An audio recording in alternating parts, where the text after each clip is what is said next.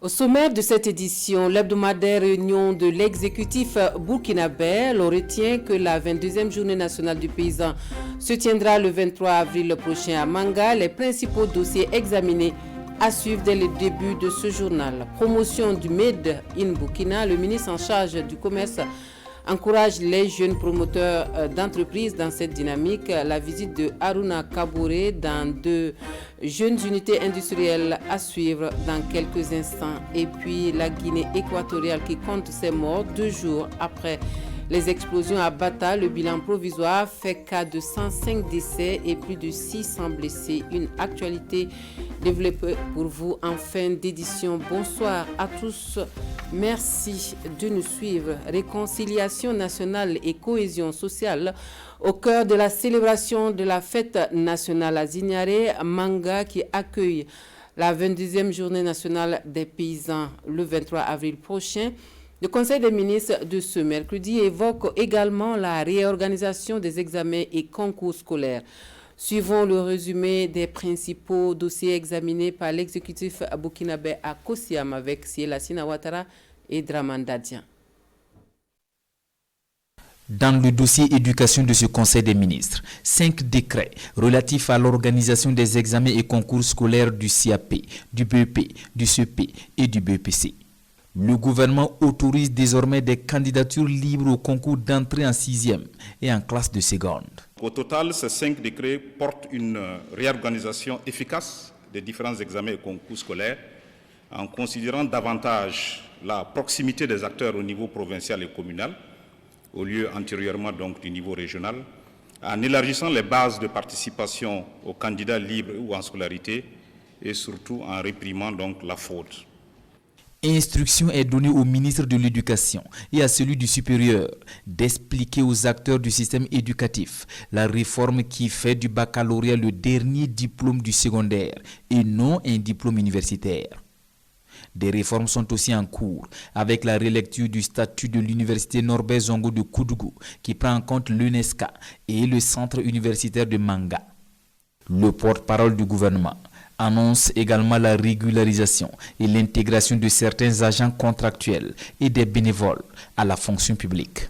Et ces décrets ont pour objet respectivement de régulariser d'une part la situation administrative par intégration à la fonction publique de 57 agents contractuels et bénévoles du ministère des Finances et de régulariser la situation administrative de 23 agents contractuels de la DGTTM, c'est la Direction générale des transports terrestres et maritimes, par intégration également à la fonction publique, conformément donc à la loi 081 du 24 novembre 2015. Cette loi porte statut général de la fonction publique.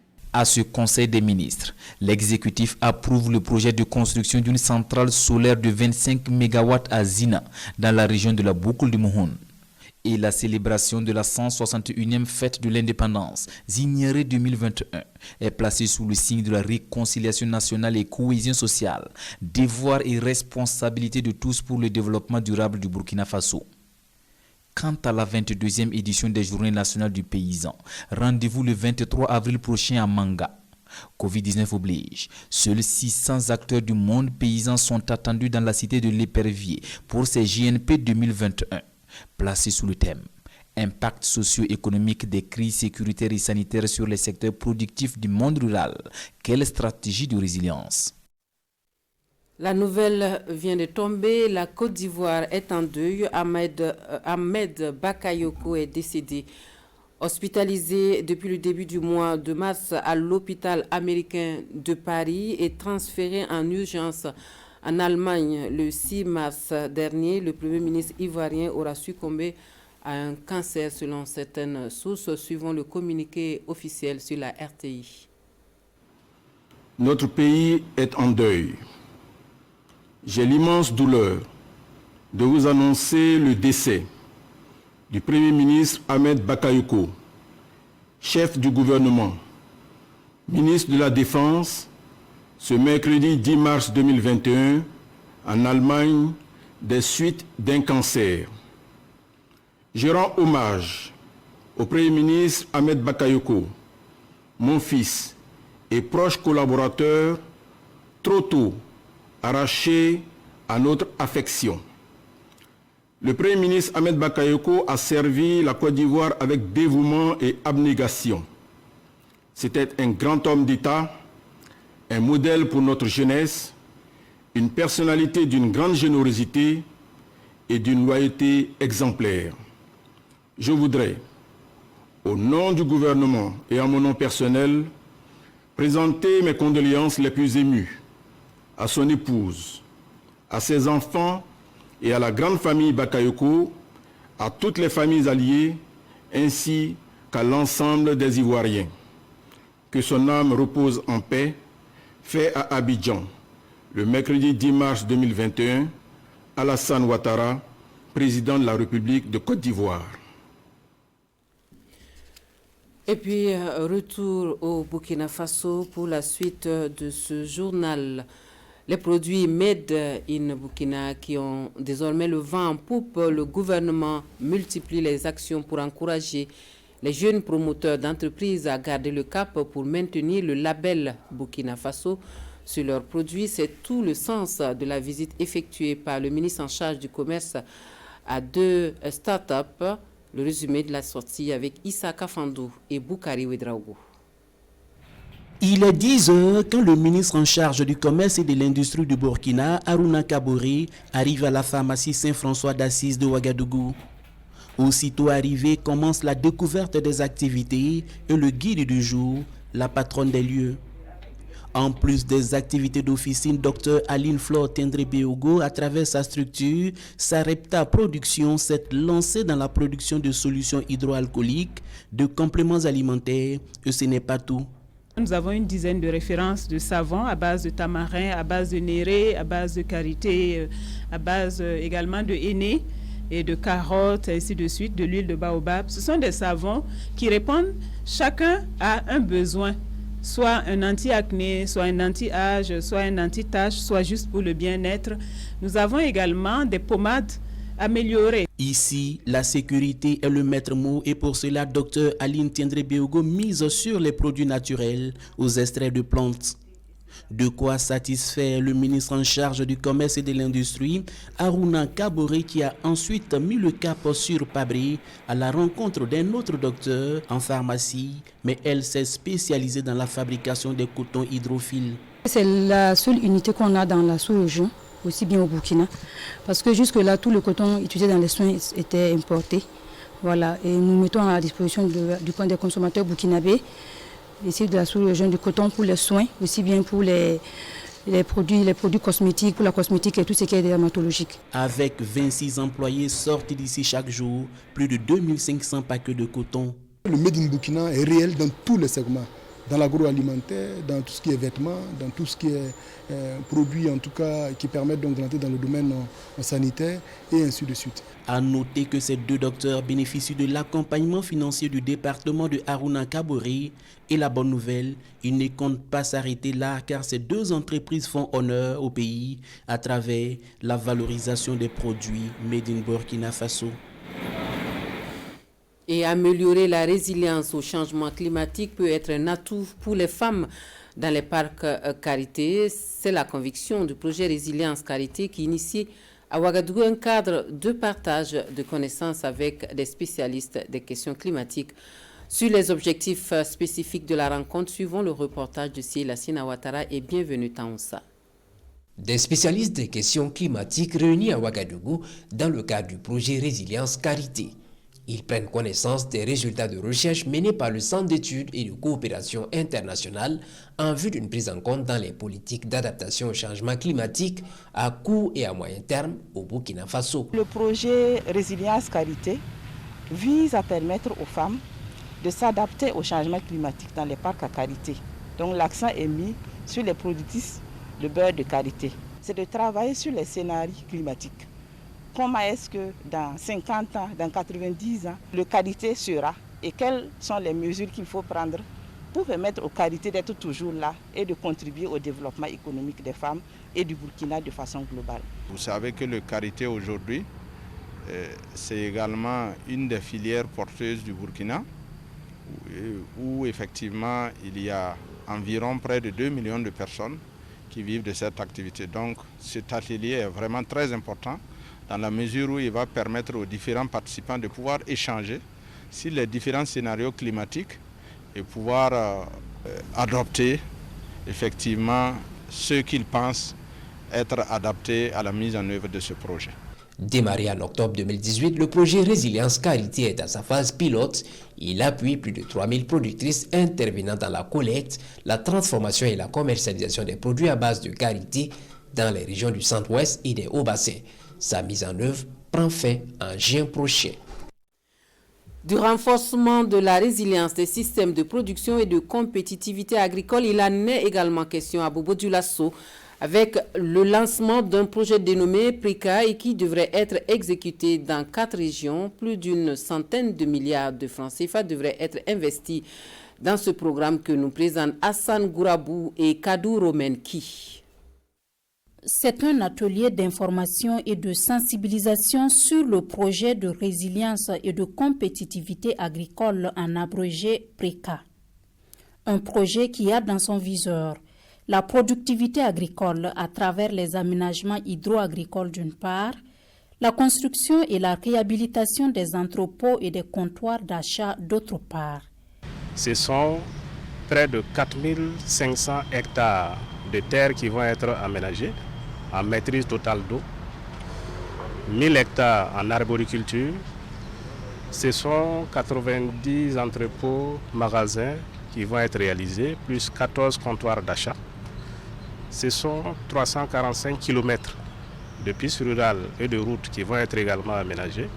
Bonne nouvelle pour les hauts-bassins, l'une des régions bénéficiaires du projet. La route qui quitte Denderesso jusqu'à Samoroguan va être reconstruite par ce projet pour permettre le transport des produits agricoles et maraîchers au niveau de la région. Vous savez bien que Banzon et Bama sont des zones agricoles dans le domaine du riz. Et c'est l'occasion pour ces producteurs de pouvoir écouler plus facilement leur production. Le PRICA est un projet rattaché au ministère de l'Agriculture. C'est un projet de 6 ans, financé à hauteur de 122 milliards de francs CFA par la Banque mondiale, le gouvernement burkinabé et des promoteurs privés. La boucle du Mouhoun, les Cascades, les Hauts-Bassins et le Nord sont les 4 régions bénéficiaires du projet. Engagé depuis plus de 40 ans auprès des populations sahéliennes pour vaincre l'insécurité alimentaire et la pauvreté, le défi à relever de la résilience face aux aléas climatiques et également de la partie SOS Sahel marque une halte pour faire le point des solutions locales et durables qu'elle a jusque-là développées face aux menaces et leurs conséquences. La rencontre statutaire avec Vincent Kiendrebego. Les membres statutaires de l'association SOS Sahel Burkina Faso au rapport. Ils sont réunis ici pour approuver le budget de fonctionnement et d'investissement et faire le bilan des activités menées sur le terrain. Pour cette année en cours, le portefeuille des projets est estimé à plus de 9 milliards de francs CFA. Une performance saluée par le conseil d'administration. Ce sont des projets dont la mise en œuvre requiert un certain nombre d'années parce que la nature des activités demande à ce qu'on s'y attarde. Comme par exemple le grand projet de Beoputo, c'est-à-dire les champs futurs de demain, financé par le Royaume de Suède, est d'environ de 4 milliards de francs CFA. Et malgré le contexte sécuritaire difficile, l'ONG arrive à développer une résilience sans pareille sur le terrain pour continuer à servir les Sahéliens. Nous avons des zones où l'évolution physique est assez difficile. Mais curieusement, nous avons nos agents qui se sont adaptés à cette situation, qui ne provoquent personne et qui arrivent à faire un travail au bénéfice de ceux qui sont restés dans les villages. Le conseil d'administration a, à l'occasion, exprimé sa reconnaissance aux partenaires comme l'Union européenne, l'AFD et le Royaume de Suède qui les aident à transformer au quotidien les défis du Sahel en opportunités. Au plan social, l'année 2019 aura été mouvementée au Burkina Faso. Selon le rapport général annuel des services d'inspection du travail, un rapport en cours de validation à Ouagadougou, en cours d'évaluation à Ouagadougou avant d'être transféré au Bureau international du travail, découvrons le contenu du rapport avec Souleymane Sanou et bienvenue Taonsa. L'année 2019 n'aura pas été de tout repos pour les services d'inspection du travail. Plusieurs missions de contrôle menées en raison d'un climat social agité, c'est ce qui ressort de ce rapport. Un rapport examiné ici avec un retard imposé par la pandémie du Covid-19. En 2019, il y a quand même eu des mouvements. Il y a eu des mouvements d'humeur, il y a eu des grèves. Je parlais tantôt de conflits collectifs.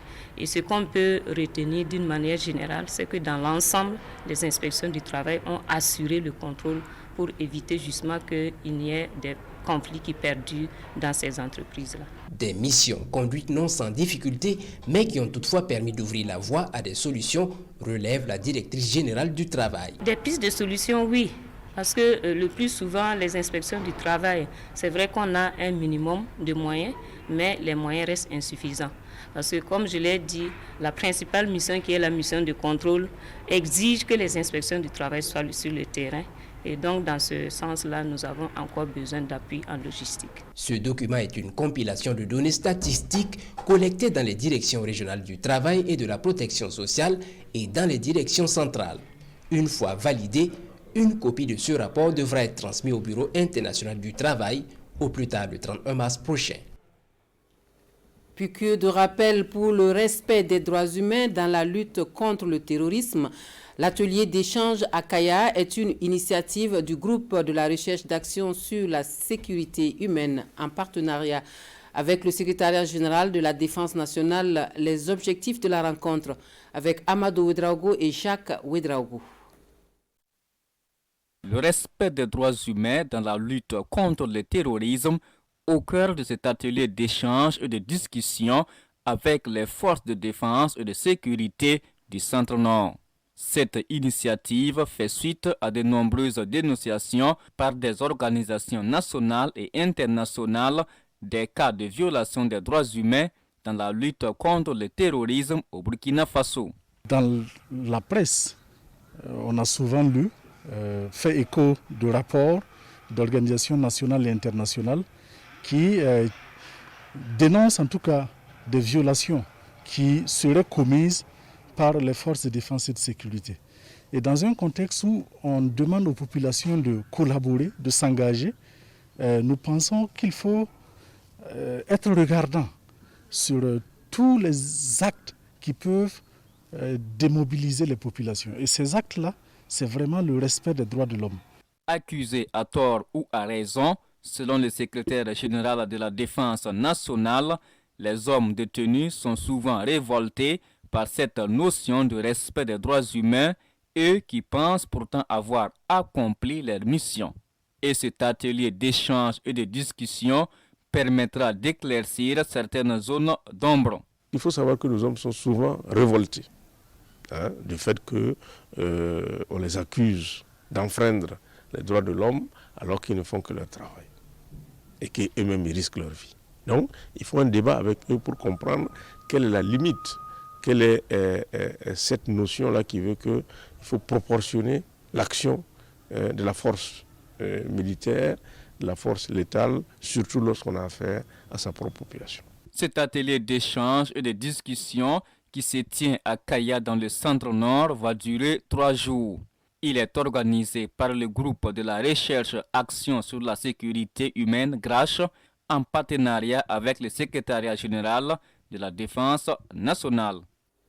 Des forces de défense et de sécurité que l'on voudrait pourtant plus efficaces sur le terrain de la lutte contre l'insécurité. Le conseil municipal de Fadane-Gourmand, lui, pense amélioration du cadre de travail des FDS, une clôture et un dortoir pour le groupement départemental de gendarmerie à Fada et une clôture pour la direction régionale de la police nationale de l'Est. Des infrastructures inaugurées en présence de Désiré Ilboudo et Jérôme Tendano. Merci à la mairie. Voilà. Une clôture et un dortoir pour renforcer les capacités opérationnelles du groupement départemental de gendarmerie de Fada. C'est une œuvre du conseil municipal de la cité de Yendabli. Nous savons que l'environnement a beaucoup changé. Aujourd'hui, lorsque vous n'êtes pas protégé réellement, ça veut dire que vous n'êtes plus en mesure d'assurer correctement votre mission. Et pour ça, vraiment, la mairie a été un très grand secours. Investir pour contribuer à libérer des éléments jadis affectés à la protection du domaine des casernes, voici la motivation du maire de Fada et de son équipe. Les chefs EDS qui étaient là étaient obligés de mobiliser beaucoup d'hommes pour sécuriser les domaines. Et qui dit mobiliser beaucoup d'hommes pour sécuriser la caserne, dit de facto moins d'hommes sur le terrain avec plus d'hommes fatigués. C'est pour dire ici que le maire a recruté plus de 20 personnes pour la police en investissant donc pour la clôture de la direction régionale. De telles initiatives sont à encourager selon le gouverneur de la région de l'Est. La première autorité de la région du Soleil Levant en appelle à toute bonne volonté pour la construction de miradors au sein des casernes de Fada. Allons à présent à Diebougou pour l'ouverture de la 3e session criminelle de la Cour d'appel de Bobo-Dioulasso. 19 dossiers inscrits et 20 accusés appelés à la barre. La session se tient sur une dizaine de jours. Précision avec Oumarou Sagnon et Lambert Soma. Pour avoir mis fin au jour de sa concubine en 2013, Tiekoura Kambo est présenté devant le tribunal. La tenue de ce procès marque l'ouverture de la 3e session de la chambre criminelle de la Cour d'appel de Bobo-Dioulasso, délocalisée à Diebougou. Les assises criminelles, ce sont des sessions au cours desquelles la Cour d'appel apporte des réponses sur les dossiers criminels. Dans notre loi, au niveau des infractions, il y a des degrés. Voilà. Donc on a des contraventions, les délits et les crimes. Les crimes, c'est le dernier degré des infractions. Les assises criminelles consistent à juger ces genres de dossiers-là. Au cours de cette 3e session de la chambre criminelle de la Cour d'appel de Bobo-Dioulasso, près de 20 dossiers seront jugés. La majorité concerne des cas d'assassinat et de meurtre. Cette 3e session concerne 19 dossiers avec 20 accusés. Sur les 19 dossiers, on a au moins 12 qui concernent des dossiers d'assassinat, voilà, et également de meurtre. Bon, le reste, ce que je peux ajouter, je vois des dossiers, je vois tentatives d'empoisonnement, un seul dossier de détournement des deniers publics. Il y a aussi un dossier de traite de personnes. La 3e session de la chambre criminelle de la Cour d'appel de Bobo-Dioulasso, débutée ce 9 mars, va se poursuivre jusqu'au 18 mars prochain. De la littérature dans ce journal avec la journée internationale de la francophonie célébrée à l'université Joseph Kizerbo de Ouagadougou à travers un concours littéraire. Au cœur de l'intrigue, la littérature canadienne en général et l'œuvre de l'écrivain Gilles Jobidon en particulier. Le dénouement final ce matin nous est rapporté par Césaire Carrefour et Hahadi Sandamba. Un concours d'exposés à l'occasion de la célébration de la Journée internationale de la francophonie. C'est une initiative de l'ambassade du Canada au Burkina et l'université Joseph Kizerbo. Ce dit concours permet de mettre en lumière les connaissances des étudiants en lettres modernes, de lui faire lac sur la littérature en général et celle canadienne en particulier. Il y a un certain nombre de valeurs universelles que nous partageons avec ce pays. La question des droits de l'homme, la question de la place de la femme dans la société, la question de la démocratie. Constitués en groupe de 3, ces étudiants en master ont 15 minutes pour exposer. Ils sont jugés sur le thème, le style, l'originalité de l'œuvre et leur expression orale. Il y a des étudiants burkinabés qui ont lu ce livre d'un Canadien et maintenant ils vont faire des exposés à cet effet. Publié en 2018 aux éditions Le Mac, Le tranquille affligé de Gilles Jobison est une œuvre de 164 pages. Une œuvre qui a connu le prix des 5 continents de la francophonie en 2019. Les adeptes du mouvement raélien du Burkina Faso en conclave à Gawa. Une rencontre en prélude au camp national d'août prochain. Il s'agit de rappeler les enseignements du prophète Raël aux participants. Précision Lambert Soma. Un mini-stage national pour mieux faire connaître le mouvement aux nouveaux adhérents et approfondir les connaissances des anciens. Les adeptes du mouvement raélien ont convergé à Gawa pour s'abreuver à la source des différents guides évêques. Ce stage national, en fait, c'est une réplique de ce que nous faisons chaque année en août dans notre sanctuaire à Eloïka. Eloïka, c'est un endroit non loin de Bobo, à 15 km. On apprend principalement comment être heureux. Parce que nulle part sur Terre, dans aucune université, on enseigne le bonheur. Alors que le bonheur, c'est le dénominateur commun de tous les êtres humains. Être heureux, épanoui sur le plan professionnel, philosophique, affectif et sexuel, voici quelques objectifs du mouvement raélien. C'est pourquoi des communications sont faites dans ce sens. Nous allons enseigner aux gens à connaître d'abord ce que c'est que le mouvement raélien, la religion raélienne, de savoir concrètement de quoi il s'agit, les fondements dans tout l'ensemble, et ensuite apprendre à ces gens des techniques de méditation sensuelle aux gens, je dis bien sensuelle, pour que les gens puissent comprendre comment est-ce qu'il faut les appliquer au retour chez eux, pour pouvoir être effectivement en harmonie par rapport à eux, en harmonie par rapport à l'univers tout entier qui les entoure. Raël nous dit, c'est ça les religions officielles, ces religions traditionnelles là, africaines, sont les meilleures par rapport aux religions qui ont été empruntées, qui ont été introduites, parce qu'elles sont beaucoup plus proches de la vérité. Ce mini-stage national des Raéliens du Burkina va durer 72 heures. Le clou des activités interviendra le 8 mars avec une marche des femmes pour la paix.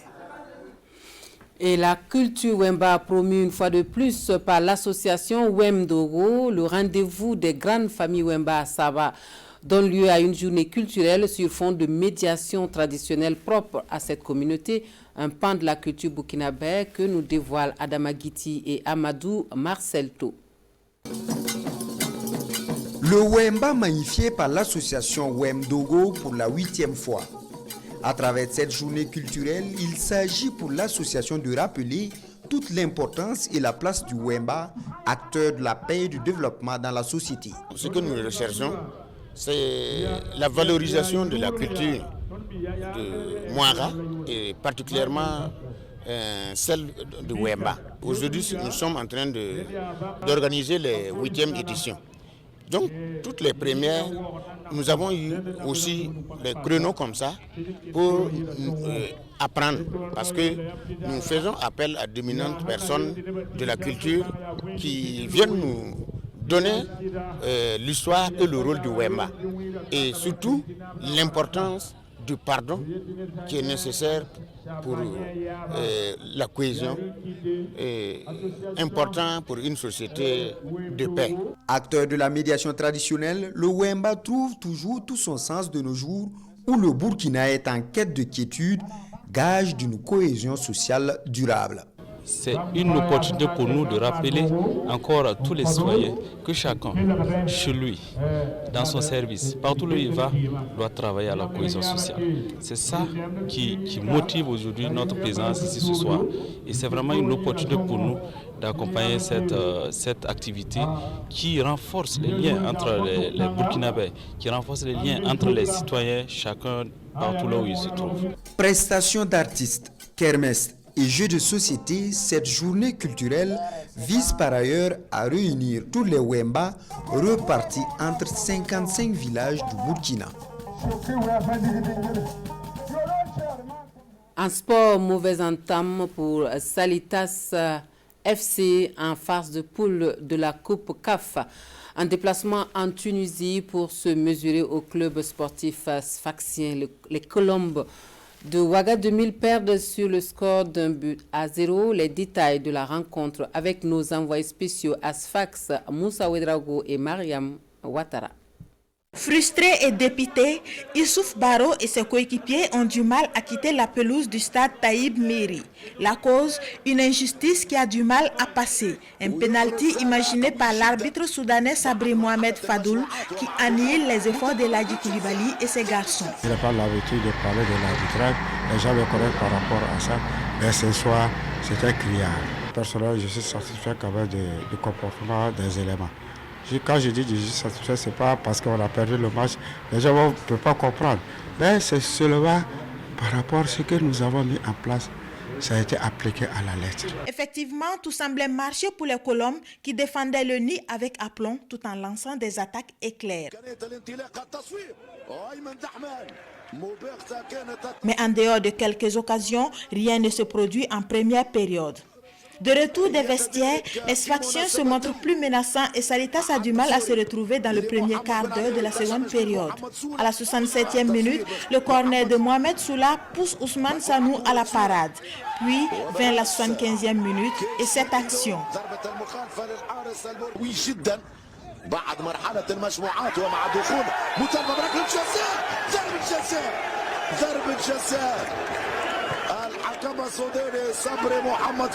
Le penalty est transformé par Ayman Arzi, 1-0 pour le CS Sfaxien. Le coup est dur à encaisser et les dernières minutes sont difficiles pour les garçons de Ladji Koulibaly. Mais les différentes offensives sfaxiennes butent sur Ousmane Sanou. Le score ne changera donc pas. Car cela ne tienne, Salitas a un objectif à atteindre et pour y arriver, il faut vite se reprendre afin de mieux appréhender les prochaines rencontres. C'est le football, c'est comme ça, voilà, c'est la compétition africaine, c'est comme ça, chacun est roi chez lui. Et c'est à nous maintenant de se remobiliser, de se reparler. Voilà, on a un match chez nous à Ouaga le 17. Heureusement qu'on peut jouer à Ouaga maintenant, donc on espère qu'on aura le soutien du public, voilà, venez nous soutenir aussi, voilà, pour notre deuxième sortie. Et je crois que là-bas au moins on pourra prendre les 3 points et se relancer dans la compétition. On va galvaniser les jeunes. Et je crois qu'eux-mêmes seront galvanisés, ils vont comprendre qu'il nous faut forcément les 3 points. Et les 3 points, on va aller les chercher. Ça, c'est clair. Et pour remonter les 3 points perdus, Salitas devra venir à bout d'un autre club tunisien, à savoir l'Étoile du Sahel. Les Colombes auront avec eux l'avantage de jouer à domicile le mercredi 17 mars prochain. Et pour refermer ce journal, en Guinée équatoriale, le bilan de la catastrophe s'alourdit. L'on est à 105 décès et plus de 600 blessés, 2 jours après les puissantes explosions dans la ville de Bata. En Guinée équatoriale, le bilan des victimes continue de s'alourdir 2 jours après les explosions qui ont frappé la ville de Bata. 7 cadavres ont été extirpés des ruines mardi soir, portant le bilan à 105 morts et 615 blessés.